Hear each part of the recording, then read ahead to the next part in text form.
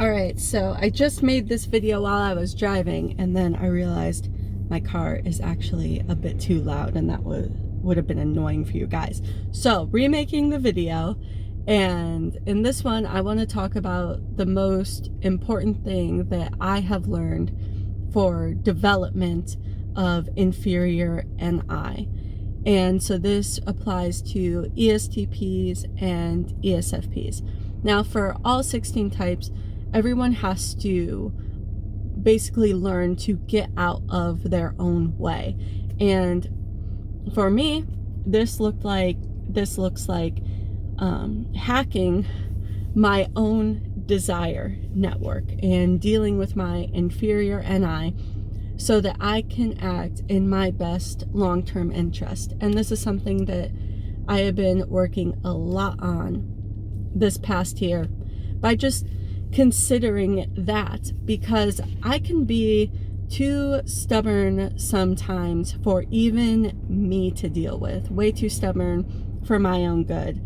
It's very hard to get me to do something that I don't want to do in the present. So I've had arguments with people before where, like, yeah, I'll do things based on, like, you know, obligation or somebody guilting me or out of responsibility, but I don't actually want to do it. So I've had arguments where it's like, well, it seems like you don't want to do it. And it's like, well, yeah, I don't want to. Like, why would anybody want to do this? Be very careful about using that word with me, but it doesn't mean I'm not going to do it.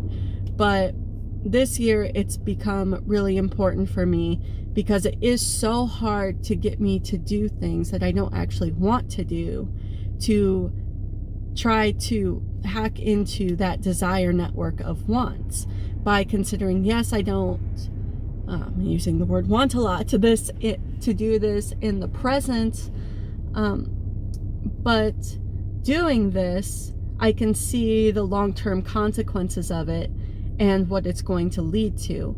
And, you know, either thinking about like, oh, well, this will lead to something in the future that I do want, or even better, most of the time it's like, well, if I don't do this in the future, it's going to lead to negative outcomes for me. And I think this is a little easier maybe for ESTPs than ESFPs, because I can logic my way through it for myself and think like, about, like, you know, I'm very outcome focused, whereas ESFPs may have to attach it to some sort of internal value. I'm just guessing for you guys. Like, yeah, this is not something that I want, but it is in line with this value that I have, whatever that may be. It is in line with personal freedom or kindness, whatever that is, so that you can act out of that and in terms of your best long-term interests, so that we can stop being so reactive and more responsive, and ultimately creates better futures for ourselves. So I hope that maybe this is useful to some of you. You know, this is kind of basic, but for me, it was a big revelation this year when I figured that out. And I think that I'm on a much better track in terms of my personal relationships and in terms of my work because of that.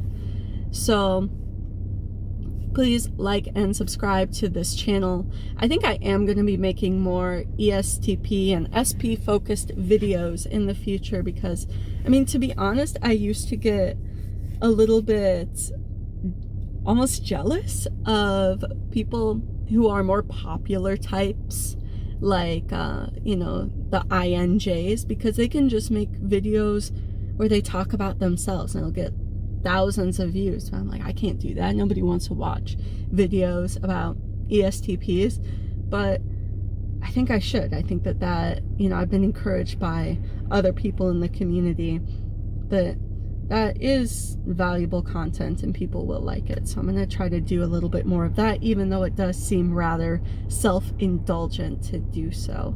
So Please check out the TypeMatch app as well. It is, we just released a new version, and we are on the way. Right now is September of 2021, and we're going to be releasing the next version in a couple of weeks, which will include Big 5 and the option to retake personality tests. So check that out.